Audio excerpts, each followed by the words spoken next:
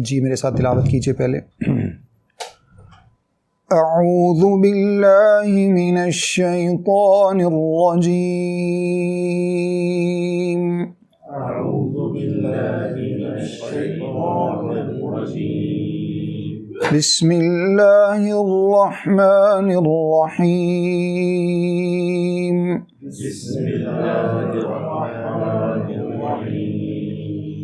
वइज़ क़ुल्तुम या मूसा लन नु'मिन लक हत्ता नरल्लाह जहरह वइज़ क़ुल्तुम या मूसा लन नु'मिन लक हत्ता नरल्लाह जहरह فأخذتكم الصاعقة وأنتم تنظرون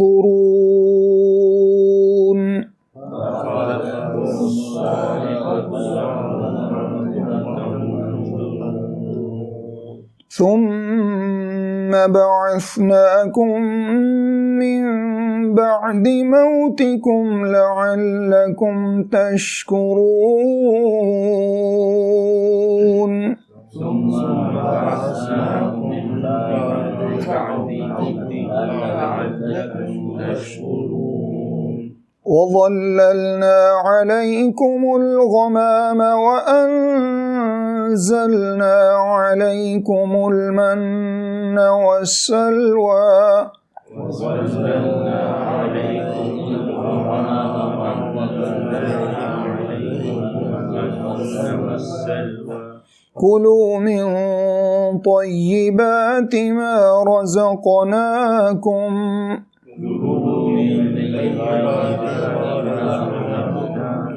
وما ظلمونا ولكن كانوا أنفسهم يظلمون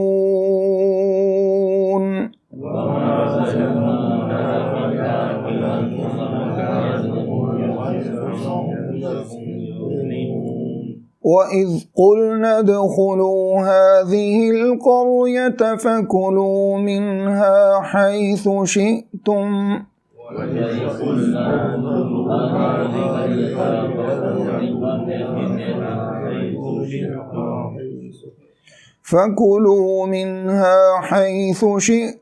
رغدا وادخلوا الباب سجدا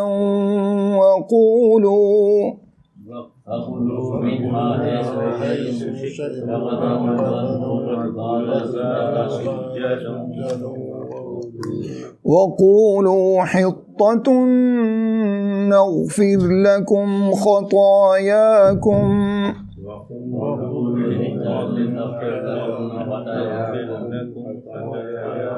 وسنزيد المحسنين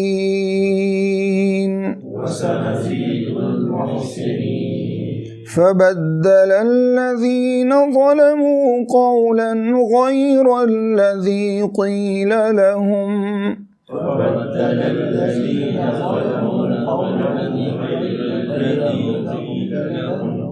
فأنزلنا على الذين ظلموا رجزا من السماء بما كانوا يفسقون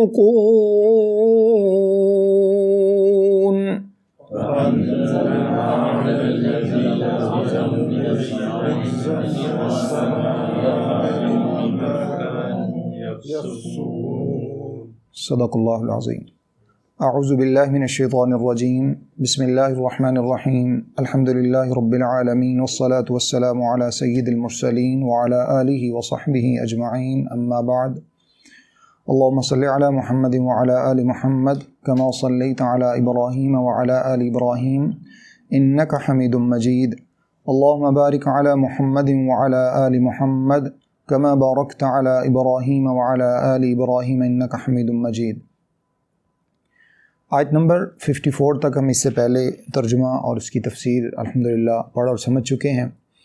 आयत नंबर 55 आज शुरू करते हैं। सबसे पहले उसका तर्जुमा समाअत फरमाइए। अल्लाह रब्बुल इज़्ज़त ने इरशाद फरमाया, व इज़ क़ुल्तुम, और उस वक्त को याद करो जब तुमने ये कहा, या मूसा, ए मूसा अलैहिस्सलातु वस्सलाम, लन नुअमिन लका हत्ता नरल्लाह जहरा, ہم ہرگز آپ کے ساتھ اس وقت تک ایمان نہیں لائیں گے یہاں تک کہ اللہ رب العزت کو ظاہر اپنے سامنے دیکھ لیں۔ فَأَخَذَتْكُمُ الصَّاعِقَةُ، تو تمہیں اللہ تعالیٰ کی طرف سے ایک زوردار آواز اور بجلی نے پکڑ لیا۔ صاعقہ بجلی کو بھی کہا جاتا ہے، ایک تیز بجلی نے تمہیں پکڑ لیا۔ وَأَنْتُمْ تَنْظُرُونَ، اور اس حالت میں کہ تم دیکھ رہے تھے۔ ثُمَّ بَعَثْنَاكُمْ، پھر ہم نے تمہیں اٹھایا، یعنی پھر ہم نے تمہیں زندہ کیا، مِن بَعْدِ مَوْتِكُمْ، تمہاری موت کے بعد، لَعَلَّكُمْ تَشْكُرُونَ، تاکہ تم شکر گزار بن جاؤ۔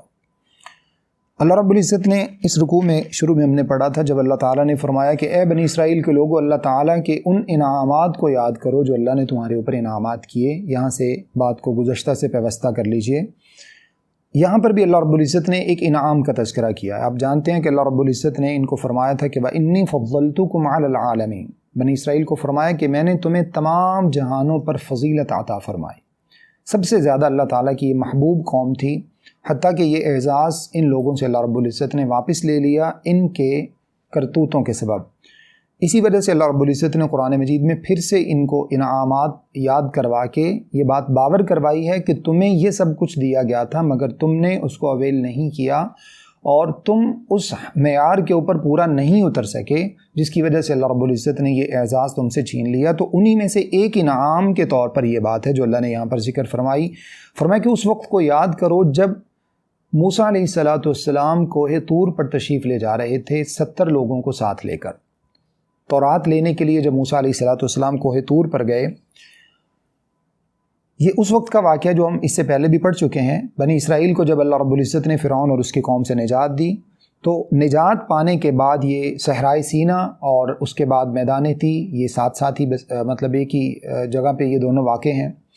تو صحرائے سینا میں جب یہ لوگ موسیٰ علیہ السلام نے جب ان کو ٹھہرایا اور وہاں جا کے انہوں نے سکھ کا سانس لیا، تو اس کے بعد اللہ رب العزت نے موسیٰ علیہ السلام کو اپنے پاس کوہ طور پر بلوایا تاکہ آپ علیہ السلام کو اللہ تورات عطا فرمائے۔ جب موسیٰ علیہ السلام جانے لگے تو آپ علیہ السلام نے 70 لوگوں کو اپنے ساتھ لے لیا جو کہ اللہ تعالیٰ کی تجلیات کو بھی دیکھنا چاہتے تھے۔ موسیٰ علیہ السلام ان کو ساتھ لے کر کوہ طور پر چلے گئے۔ جب اللہ رب العزت نے آپ علیہ السلام کو تورات عطا فرمائی، تورات ملنے کے بعد جب واپسی کا سفر شروع ہونے لگا تو اب ان لوگوں نے، جیسا کہ ان کی ایک عادت تھی، ان کا وطیرہ تھا، ہمیشہ سے ہر بات میں کویسچننگ کرتے تھے اور بات سے بات نکالنے کے عادی تھے، تو ان لوگوں نے وہاں پر بھی وہی ضد کی، کہنے لگے لن نؤمن لک حتی نری اللہ جہرۃ، ہم تو اس وقت تک واپس نہیں جائیں گے جب تک اللہ رب العزت کو خود دیکھ نہ لیں، بظاہر نہ دیکھ لیں۔ اب یاد رکھیے موسیٰ علیہ السلام نے بھی اللہ رب العزت کو نہیں دیکھا۔ موسیٰ علیہ السلام سے اللہ نے کلام تو فرمایا، وَكَلَّمَ اللَّهُ مُوسَىٰ تَكْلِيمًا، قرآن میں موجود ہے۔ اللہ نے موسیٰ علیہ السلام سے کلام فرمایا، لیکن موسیٰ علیہ السلام نے بھی اللہ کو نہیں دیکھا، حتیٰ کہ موسیٰ علیہ السلام نے جب اللہ سے مطالبہ کیا، سورہ اعراف میں ہم جا کر پڑھیں گے 9ویں پارے میں، تو اللہ رب العزت نے ارشاد فرمایا کہ انظر الی الجبل فإن استقر مکانہ فسوف ترانی، آپ اس پہاڑ کی طرف دیکھیے، ہم اس کے اوپر ایک تجلی فرمائیں گے۔ تجلی فرمانے کا مطلب یہ ہے کہ اللہ کے نور کا ایک جلوہ اس کے اوپر آئے گا، اگر یہ پہاڑ اس کی تاب لا سکا تو پھر آپ مجھے دیکھ سکیں گے، اور اگر نہیں تو پھر اپنے کویسچن کو یہیں پر بند کر دیجئے۔ تو اللہ رب العزت نے فلما تجلی ربہ الی الجبل، جب اللہ رب العزت نے پہاڑ کے اوپر تجلی فرمائی، یہ سورۃ الاعراف کی آیتیں ہیں جو آپ کے سامنے تلاوت کر رہا ہوں 9ویں پارے کے ابتدا میں، جب اللہ نے اس کے اوپر تجلی فرمائی تو جعلہ دکا وخر موسیٰ صاعقا، پہاڑ کو ریزہ ریزہ کر دیا اللہ کی اس تجلی نے، اور موسیٰ علیہ السلام بے ہوش ہو کر گر پڑے۔ تو موسیٰ علیہ السلام نے بھی اللہ کو نہیں دیکھا۔ یہاں پر ایک اور بات کی وضاحت کر دوں، رسول اللہ صلی اللہ علیہ وسلم جب معراج پر تشریف لے گئے، جس کا تذکرہ سورہ بنی اسرائیل کے ابتدا میں موجود ہے اور کچھ حصہ سورہ نجم کے اندر موجود ہے، جب آپ علیہ السلام معراج پر تشریف لے گئے تو اللہ کے نبی صلی اللہ علیہ وسلم نے بھی اللہ رب العزت کو نہیں دیکھا۔ عائشہ رضی اللہ عنہ کی واضح حدیث ارشاد فرماتی ہیں، جو شخص یہ کہتا ہے کہ رسول اللہ صلی اللہ علیہ وسلم نے اللہ کو دیکھا، وہ شخص جھوٹ بولتا ہے۔ اللہ رب العزت کا آپ علیہ السلام نے نہیں دیکھا۔ سورہ نجم کی ایک آیت ہے جس کا لوگ جو ہے وہ اس سے ایک غلط مفہوم، غلط تعویل کرنے کی کوشش کرتے ہیں، جو قرآن مجید میں تحریف ہے، جس میں اللہ نے فرمایا فَكَانَ قَابَ قَوْسَيْنِ أَوْ أَدْنَىٰ، دو جو ہے نا وہ جیسے قوسین ایکچولی کہتے ہیں بریکٹس کو، بریکٹ سے مراد یہاں پر یہ ہے کہ جیسے آپ یوں سمجھ لیجئے دو کمانوں کا فاصلہ رہ گیا، تیر کمان ہوتے ہیں نا، 2 کمانوں کا فاصلہ رہ گیا. یہ محمد صلی اللہ علیہ وسلم اور جبریل امین علیہ السلام کا فاصلہ ہے بیچ میں. اللہ رب العزت کے ساتھ یہ فاصلہ نہیں ہے. اللہ رب العزت کے بارے میں جو فاصلہ ہے وہ حدیث کے اندر موجود ہے. آپ صلی اللہ علیہ وسلم نے ارشاد فرمایا کہ مجھے عرش کے نیچے لے جایا گیا، یہاں تک کہ میں عرش کے اوپر کرسی قلم کے چرچرانے کی آوازیں سنتا تھا، لیکن اللہ کو آپ نے نہیں دیکھا. عرش کے نیچے آپ کو لے جایا گیا، آپ صلی اللہ علیہ وسلم کو جو ہے وہ تحت الثری تک لے جایا گیا. آپ صلی اللہ علیہ وسلم کو عرش کے نیچے جہاں پر جو ہے وہ جنت کی نہریں نکلتی ہیں وہاں تک آپ صلی اللہ علیہ وسلم کو لے جایا گیا، لیکن آپ نے اللہ رب العزت کو نہیں دیکھا. اللہ رب العزت کا دیدار آپ صلی اللہ علیہ وسلم نے نہیں کیا. اللہ کا دیدار ایمان والوں کو نصیب ہوگا جنت میں. اللہ رب العزت نے اس کا بطور خاص تذکرہ فرمایا ہے، للذین احسنوا الحسنی وزیادہ، سورہ یونس کی آیت ہے. جن لوگوں نے نیکیاں کی ہیں اللہ رب العزت ان کو ایک تو حسنہ عطا فرمائیں گے، حسنہ سے مراد جنت بھی ہے، اور حسنہ سے مراد وہ انعامات ہیں جو اللہ جنت میں عطا فرمائیں گے. وزیادہ، اور ایک ایکسٹرا انعام اللہ رب العزت عطا فرمائیں گے. مفسرین نے کہا ہے کہ زیادہ سے مراد اللہ کا دیدار ہے. جنت پانے کے باوجود بھی جنتیوں کی خواہش رہے گی، اور وہ ہوگی اللہ رب العزت کے دیدار کی. اور اس وقت اللہ رب العزت تمام اہل جنت کو وہ طاقت عطا فرما دیں گے کہ وہ اللہ تعالیٰ کے دیدار کر سکیں.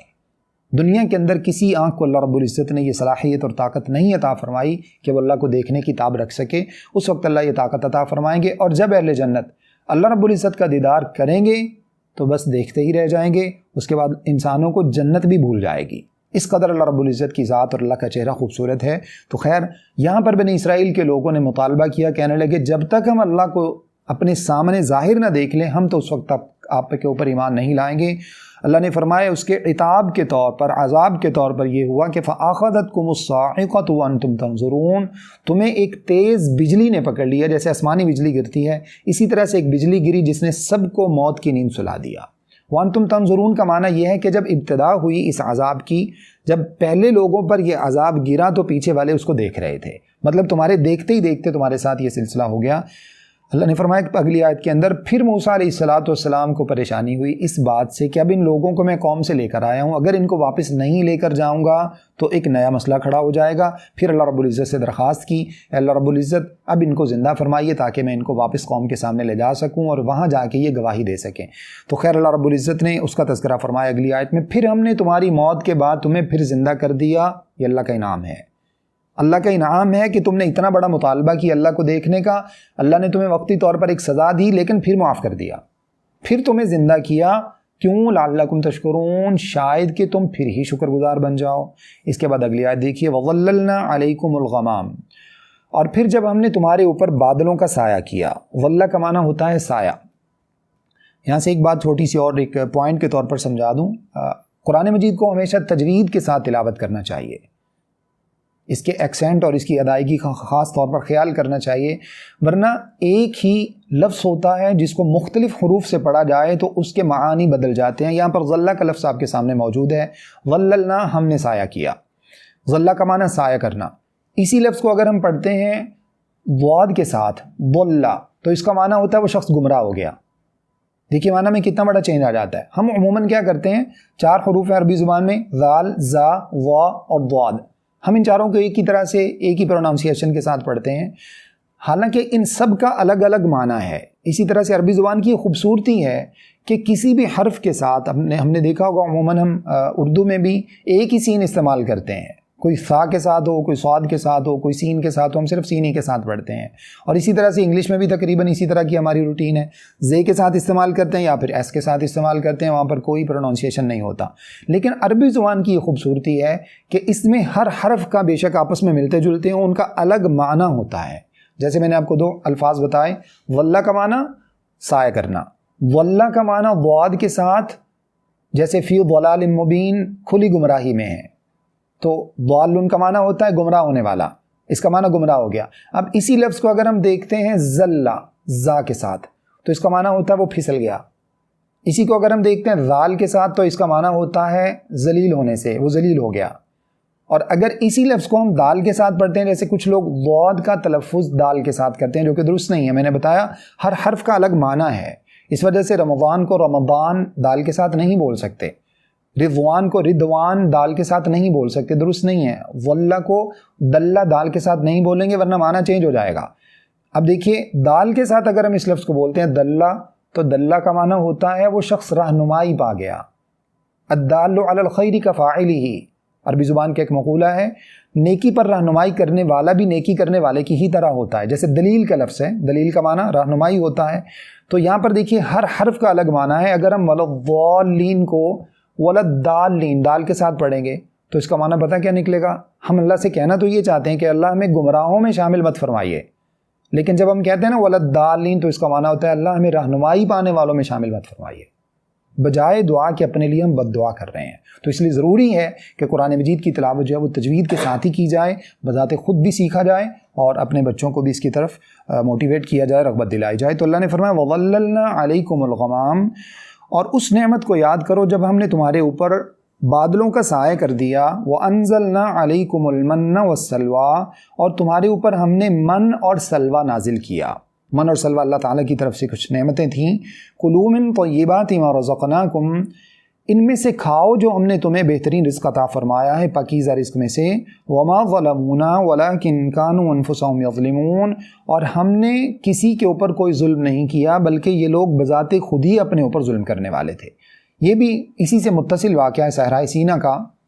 بعض نے کہا کہ یہ میدان تیہ کا واقعہ ہے. میدان تیہ اور صحرائے سینا اصل میں نجات پانے کے فوراً بعد یہ لوگ صحرائے سینا میں گئے، جس کو طور سینا کا لفظ بھی کہا جاتا ہے. طور کا بھی، طور پہاڑ جو ہے وہ بھی اسی کے قریب تھا، صحرائے سینا کے قریب ہی ڈیزرٹ تھا یہ. اور ڈیزرٹ سے آگے میدان تیہ ہے، یہ بھی اس کے ساتھ ہی متصل ہے. میدان تیہ کے ساتھ اصل میں خاص واقعہ جڑا ہوا ہے. جب ان لوگوں نے بچڑے کو معبود بنا لیا تو اللہ نے سزا کے طور پر ان لوگوں کو 40 سال کے لیے میدان تیہ میں چھوڑ دیا تھا، سرگرداں، حیران و پریشان، کچھ سجائی نہیں دیتا تھا. وہاں پر جیسے بیوقوف ہوتے ہیں نا، بیوقوفوں کی طرح یہ قوم پھرتی رہی. 40 سال اللہ نے ان کو یہ سزا دی تھی. تو یہ میدان تیہ کا واقعہ ہے. اور کچھ اسی طرح سے جو ہے نا وہ صحرائے سینا، تو خیر یہ ملتے جلتے واقعات ہیں، کچھ صحرائے سینا میں پیش آئے اور کچھ میدان تیہ میں. تو بعض نے کہا کہ یہ میدان تیہ کا واقعہ، اور بعض نے کہا کہ اس کو مخصوص کرنے کی ضرورت نہیں ہے، صحرائے سینا میں بھی ہو سکتا ہے اور میدان تیہ میں بھی یہ واقعہ پیش آ سکتا ہے. اور یہ واقعہ کیا ہوا؟ اللہ نے ان کے اوپر بادلوں کا سایہ فرما دیا. مطلب ان کو گرمی سے، تمازت سے، تپش سے بچانے کے لیے اللہ نے ان کے اوپر بادلوں کو بطور سایہ باقاعدہ، یعنی جیسے ایک چھتری نما ہوتا ہے نا، اسی طرح سے اللہ نے بادلوں کو ان کے اوپر سائے کے طور پر، ان کے اوپر ایک نعمت کے طور پر بادلوں کو اتنا نیچا کر دیا. وَأَنزَلْنَا عَلَيْكُمُ الْمَنَّ وَالسَّلْوَىٰ، اب ان کے لیے کھانے پینے کا بنیادی مسئلہ تھا، چونکہ یہ وہاں سے مائگریٹ کر کے آئے تھے، بھاگ کر آئے تھے، اپنی جان بچا کر آئے تھے. اب کھانے پینے کا بنیادی مسئلہ ان لوگوں کے ساتھ تھا، کھانا پینا نہیں تھا. اب اللہ رب العزت نے ایک اور احسان ان کے اوپر فرمایا کہ ان کو من اور سلوہ عطا فرمایا. من اور سلوہ کیا ہے؟ من اصل میں ترنجبین بھی کہا جاتا ہے اس کو، اور اس کو جو ہے نا وہ یہ شہد کی طرح ایک مطلب گوند نما ایک چیز ہوتی تھی جو درختوں کے اوپر گرتی تھی، جیسے لیکوڈ ٹائپ کی ہوتی ہے، لیکن گرتے ہی جم جاتی، گرتے ہی جو ہے وہ تھوڑی سی سالڈ شکل اختیار کر جاتی، اور اس کے اندر جو ہے نا وہ مٹھاس شہد جیسی ہوتی تھی. مطلب ایک سمجھ لیجئے کہ ایک سویٹ ڈش تھی بڑی خوبصورت قسم کی. ایک حدیث میں موجود ہے، صحیح بخاری یا صحیح مسلم کے اندر اللہ کے نبی صلی اللہ علیہ وسلم کی حدیث موجود ہے.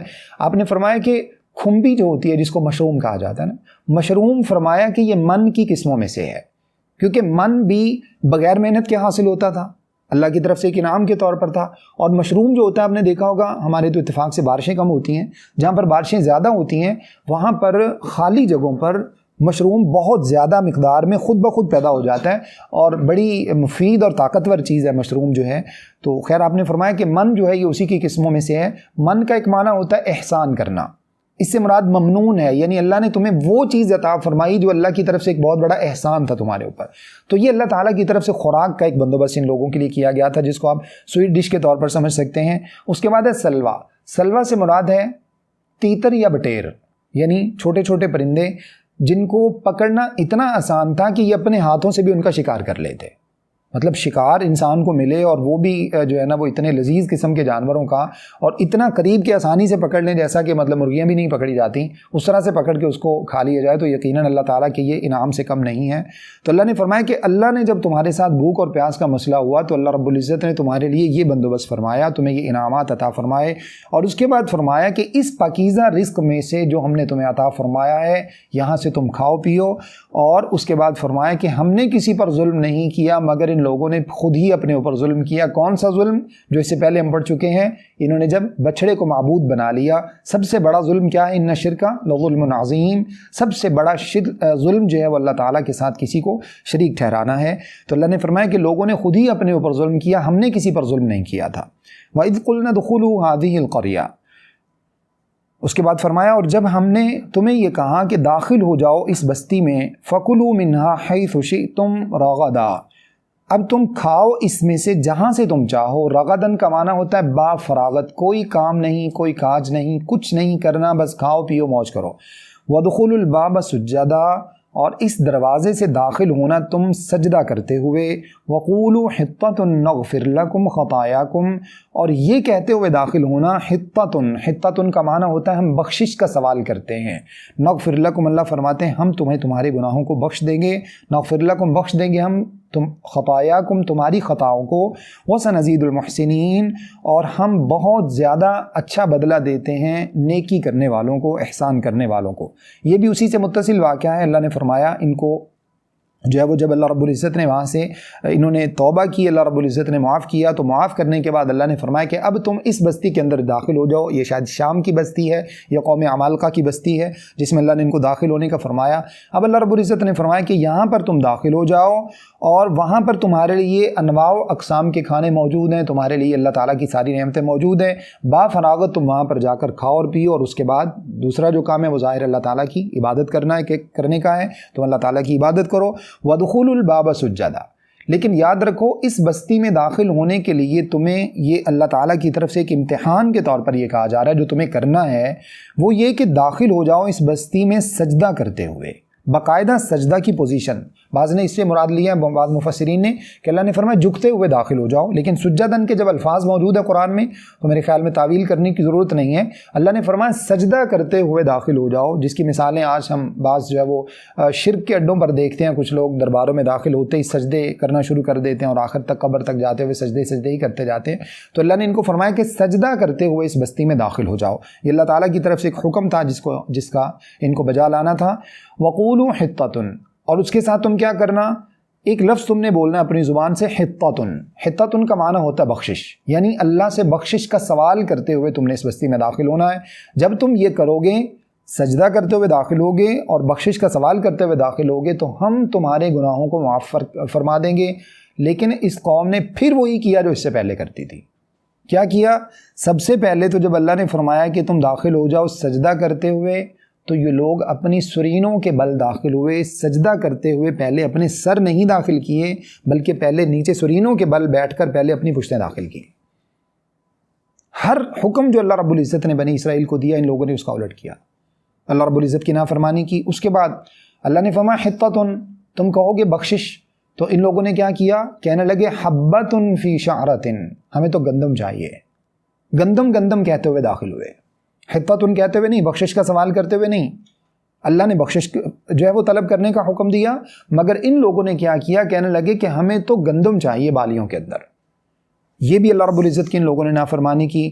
اللہ فرماتے ہیں ہم نے تمہارے ساتھ یہ اس لیے کیا تھا تاکہ تمہارے گناہ بخش دیں، اور ہم نیکی کرنے والوں کو بہت زیادہ عطا فرماتے ہیں۔ لیکن ان لوگوں نے کیا کیا جو میں نے آپ کو بتا دیا۔ اگلی آیت میں اللہ نے اسی بات کا تذکرہ فرمایا ہے، فَبَدَّلَ الَّذِينَ ظَلَمُوا قَوْلًا غَيْرَ الَّذِي قِيلَ لَهُمْ، ترجمہ دیکھیے پہلے، پس بدل دیا ان لوگوں نے، ظلموا جنہوں نے اپنے اوپر ظلم کیا تھا، کیا بدل دیا؟ قولاً، قول کو، جو بات اللہ نے فرمائی تھی اس بات کو بدل دیا، غیر الذی قیل لہم، اس کے بجائے وہ بات کہی، غیر کا معنی ہوتا ہے سوا، یعنی اس کے سوا وہ بات کہی، قیل لہم جو ان کو کہی گئی تھی اس کے سوا بات انہوں نے کہی، غیر الذی یعنی وہ بات کہی، قیل لہم جو ان کو نہیں کہی گئی تھی اس کے جو ہے نا وہ جو بات کہی گئی تھی وہ نہیں کہی، اور جو نہیں کہی گئی تھی وہ بات اس کے بجائے ان لوگوں نے کہی۔ فَأَنزَلْنَا عَلَى الَّذِينَ ظَلَمُوا، وہی جس کی وضاحت میں نے آپ کے سامنے کر دی ہے، فَأَنزَلْنَا عَلَى الَّذِينَ ظَلَمُوا، پس ہم نے ان لوگوں کے اوپر جنہوں نے ظلم کیا تھا نازل کیا، رجزن عذاب، من السماء آسمان سے، بما کانوا یفسقون، بسبب اس کے جو ان لوگوں نے نافرمانی کی تھی۔ ان لوگوں نے کیا کیا؟ بات کو بدل دیا۔ اللہ نے فرمایا تھا حِطَّةٌ، انہوں نے حتتن کے بجائے حبتن فی شعرتن کہا۔ اللہ نے فرمایا سجدہ کرتے ہوئے داخل ہونا، ان لوگوں نے کیا کیا؟ سجدہ کے بجائے ان لوگوں نے اپنی سرینوں کو پہلے داخل کیا اور پشتوں کے بل وہاں پر داخل ہوئے۔ تو اللہ نے فرمایا کہ انہوں نے اللہ کی بات کو بدل دیا اور اپنے اوپر ظلم کیا۔ اب دیکھیے یہاں پر اللہ نے پیچھے فرمایا نا وما ظلمونا، ہم نے کسی پر ظلم نہیں کیا، لوگوں نے اپنے اوپر خود ظلم کیا۔ تو اب یہ ظلم کون کر رہے ہیں اپنے اوپر؟ لوگ بذات خود کر رہے ہیں، اللہ جو فرما رہے وہ نہیں کر رہے۔ اسی طرح سے جب ہم اللہ رب العزت کی کسی بات کو قبول نہیں کرتے، اللہ کے احکامات کو نہیں مانتے، شریعت کے مطابق نہیں چلتے، بلکہ اس سے ہٹ کر جب ہمیں معلوم بھی ہوتا ہے کہ شریعت کا حکم یہ ہے، اس کے باوجود ہم اس کا خلاف کرتے ہیں، تو ہم اپنے نفسوں کے اوپر ظلم کرتے ہیں، ہم اپنی جانوں کے اوپر ظلم کرتے ہیں، جیسا کہ بنی اسرائیل نے کیا۔ تو اللہ نے فرمایا کہ اللہ رب العزت نے ان کے اوپر آسمان سے عذاب نازل فرمایا، رجزا من السماء، آسمان سے عذاب نازل فرمایا۔ یہ عذاب کیا تھا؟ یا تو سخت ترین سردی کا عذاب تھا، یا پھر حدیث کے اندر موجود ہے کہ اس قوم کے اندر جو ہے وہ اللہ رب العزت نے طاعون کو نازل فرما دیا۔ طاعون ایک بیماری ہے، طاعون کی بیماری کو نازل فرما دیا۔ اس کی تائید ایک حدیث سے بھی ہوتی ہے۔ اللہ کے نبی صلی اللہ علیہ وسلم نے طاعون کے بارے میں ارشاد فرمایا کہ طاعون ان بیماریوں میں سے ہے، ان عذابوں میں سے ہے جو اللہ نے آسمان سے بعض قوموں میں نازل فرمائے۔ اور اس کے ساتھ یہ فرمایا کہ جب کسی بستی کے اندر طاعون پیدا ہو جائے تو جو لوگ وہاں پر موجود ہیں وہ وہاں سے باہر نہیں جائیں اور باہر کے لوگ اس بستی کے اندر نہ جائیں۔ یہ اللہ کے نبی صلی اللہ علیہ وسلم نے طاعون کے بارے میں ارشاد فرمایا۔ تو اس سے تائید ہوتی ہے کہ شاید طاعون کی بیماری اللہ رب العزت نے اس قوم کے اندر عذاب کے طور پر آسمان سے جو ہے وہ نازل فرما دی، جو کہ ان لوگوں کے انعامات کو مطلب ٹھکرانے کا نتیجہ تھا۔ جو بھی انعام اللہ رب العزت نے ان کے اوپر کیا اسی کا ان لوگوں نے خلاف کیا، جو بھی اللہ نے حکم دیا اسی کو نہ مانا اور اس کا خلاف کیا، تو نتیجتاً اللہ رب العزت نے ان لوگوں کو عذاب کا شکار کر دیا۔ اور یہ کس سبب سے ہوا؟ بما کانوا یفسقون، ان کی نافرمانیوں کی وجہ سے۔ اللہ بذات خود ایسے ہی کسی قوم کو اللہ رب العزت عذاب کا شکار نہیں فرما دیتے، حتیٰ کہ اللہ نے تو یہ بھی فرمایا کہ جب کسی قوم کے اندر اصلاح کرنے والے موجود ہوتے ہیں تو اللہ رب العزت تب بھی اس قوم کو عذاب کا شکار نہیں فرماتے۔ اللہ سے دعا ہے کہ جو کچھ میں نے آپ کے سامنے بیان کیا مجھے اور آپ سب کو سمجھنے، عمل کرنے اور آگے پہنچانے کی توفیق عطا فرمائیں۔ استغفر اللہ لی ولکم ولسائر المسلمین۔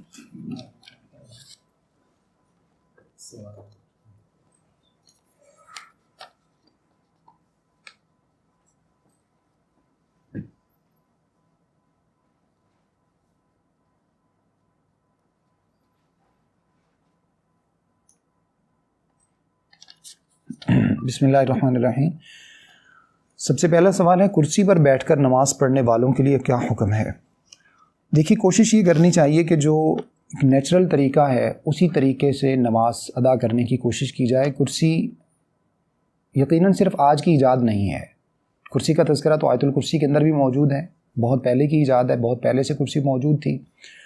اگر اللہ رب العزت نے ہمت دی ہے، اس بات کا اندازہ تو مریض خود ہی کر سکتا ہے، خود ہی اپنی حالت کو دیکھ سکتا ہے کہ اس کی حالت کیسی ہے۔ بہرحال بظاہر اگر دیکھا جائے تو نماز کے اندر عاجزی مقصود ہے، انکساری مقصود ہے۔ کرسی کے اندر میں ذاتی طور پر یہ بات سمجھتا ہوں کہ کرسی کے اندر عاجزی کا فقدان ہو جاتا ہے، عاجزی اس میں کم آتی ہے۔ جیسے انسان تھوڑا سا کمفرٹیبل ہوتا ہے، جیسے انسان ایزی ہو کے بیٹھتا ہے، اللہ رب العزت کے سامنے مطلب اگر اس کے دل کے اندر عاجزی موجود ہے تو وہ تو اس کا اور اللہ رب العزت کا معاملہ ہے۔ لیکن اگر احتیاط کر سکتا ہے، بظاہر احتیاط کر سکتا ہے تو اس کو کر لینی چاہیے۔ اور اگر اس کی ایسی مجبوری ہے کہ وہ بغیر کرسی کے اس کے لیے نماز پڑھنا ناممکن ہے تو یہ ساری اضطراری کیفیات ہیں، یہ کوئی باقاعدہ شریعت کا حکم تو ہے نہیں۔ تو اس وجہ سے اگر اس کی مجبوری اتنی ہے کہ کرسی کے بغیر اس سے نماز پڑھنا ممکن نہیں ہے تو بہرحال کرسی اختیار کرنے میں بھی کوئی حرج کی بات نہیں ہے۔ لیکن اگر کنڈیشن ایسی ہو تو، اور اگر جو ہے وہ کر سکتا ہے کوشش، تو اس کو چاہیے کہ وہ کرسی کے بغیر ہی نماز پڑھے۔ اسی طرح سے کرسی رکھنے کے حوالے سے بھی ایک بات نوٹ کے طور پر بتا دوں، کرسی پچھلی صف پر نہیں رکھنی چاہیے، کیونکہ مجبوری آپ کی ہے، پچھلی والی صف والے کی نہیں ہے۔ آپ کی مجبوری ہے، آپ کی مجبوری اللہ تعالیٰ کے ساتھ ہے، اللہ تعالیٰ کا اور آپ کا معاملہ ہے۔ آپ کرسی کو اپنی جگہ پر، اس چیئر کو جو ہے وہ اپنی صف میں ہی رکھیے، مطلب اس کا پچھلا حصہ جو ہے وہ بھی آپ کی صف میں ہی آئے۔ اگر آپ کے پاؤں آگے جا رہے ہیں تو آپ نے شوق سے تو نہیں کیے نا، آپ نے تو مجبوراً کیے ہیں، تو مجبوری آپ کے ساتھ۔ اگر آپ پچھلی صف میں کرتے ہیں تو آپ کے ساتھ پچھلی صف بھی متاثر ہوتی ہے، پچھلا جو شخص وہاں پر کھڑا ہوگا وہ یا تو کھڑا نہیں ہو پائے گا یا پھر اس کو سجدہ کرنے میں اور باقی چیزیں کرنے میں مشکل پیدا ہوگی۔ تو اس وجہ سے اگر کرسی پر نماز پڑھنا مجبوری ہو تو پھر بہتر ہے کہ جو ہے وہ، اسی طرح سے کچھ کرسیاں آج کل بعض مساجد میں دیکھی گئی ہیں جہاں پر سجدہ کرنے کی جگہ بنائی گئی ہوتی ہے، یہ درست نہیں ہے، ایسی کرسیاں شرعاً درست نہیں ہیں. صرف اشارہ کیا جا سکتا ہے, حدیث کے اندر اشارہ کرنے کا ذکر موجود ہے. سجدے کے لیے زیادہ جھکا جائے, چونکہ یہ مجبوری ہی کی کیفیت ہے ساری, اس میں سے کوئی بھی مطلب ایسا نارمل حکم نہیں ہے شریعت کا, سب مجبوریاں ہی ہیں. تو کتنی کس کی مجبوری ہے وہ بذات خود اس کا تعین کر سکتا ہے. بہرحال سجدہ کرنے کے لیے سامنے کوئی ایسی سالڈ چیز نہیں ہونی چاہیے, صرف اشارے کے ساتھ جو ہے وہ سجدہ کیا جائے, رکوع کے لیے کم جھکا جائے اور سجدے کے لیے بالکل جو ہے وہ سر آپ کا نیچے گھٹنوں کے برابر چلا جائے تاکہ سجدے کی کیفیت معلوم ہو. اس کے بعد دوسرا سوال جو ہے وہ اسی چیز سے ریلیٹڈ ہے. لوگ سجدہ کرتے وقت گھٹنوں پر ہاتھ رکھ کر بہت آگے ہاتھ کر لیتے ہیں, جس طرح زمین پر سجدہ کر رہے ہیں. اگر اس سے جو بات میں سمجھ رہا ہوں, جیسے کچھ لوگ جب سجدہ کرتے ہیں تو کلائیاں نیچے لگ جاتی ہیں, شاید یہ مراد ہے اس سے. جب بیٹھ کر کر رہے ہیں تب کی بات ہے. اچھا, جب بیٹھ کر کر رہے ہیں تو سب سے پہلی بات تو یہ ہے کہ کچھ لوگ ہر نماز کے ساتھ 2 رکعت یا 4 رکعت جو ہے وہ بیٹھ کر پڑھتے ہیں. میرے خیال میں اس کی گنجائش نہیں ہے شریعت میں, کیونکہ بیٹھ کر نماز پڑھنا ایک مجبوری کی کیفیت ہے. ہاں بعض مرتبہ آپ صلی اللہ علیہ وسلم سے وطر کے بعد 2 رکعت بیٹھ کر پڑھنا ثابت ہے. تو بیٹھ کر پڑھنے سے بہرحال جو کھڑا ہو کر پڑھنے سے ثواب ملتا ہے اتنا ثواب نہیں ملتا.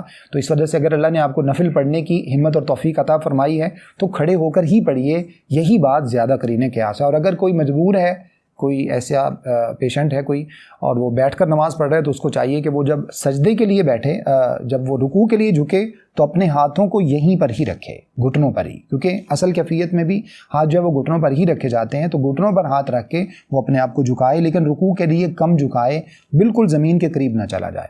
اور جب وہ سجدہ کرنے لگے تو سجدہ کرتے وقت اگر کرسی مراد ہے تو پھر تو یقیناً اس کو ہاتھ یوں کرنے ہی چاہیے آگے, اور اگر کرسی مراد نہیں ہے تو پھر تو نیچے وہ سجدہ کر سکتا ہے, پھر تو اس کے لیے مسئلہ نہیں ہے انشاءاللہ تعالی. اس کے بعد اگلا جو سوال ہے وہ رکوع میں کم اشارہ کریں اور سجدہ میں, یہ اسی سے ریلیٹڈ ہے شاید, بس مزید کچھ نہیں ہے. اللہ تعالیٰ سب کو عمل کرنے کی توفیق عطا فرمائے.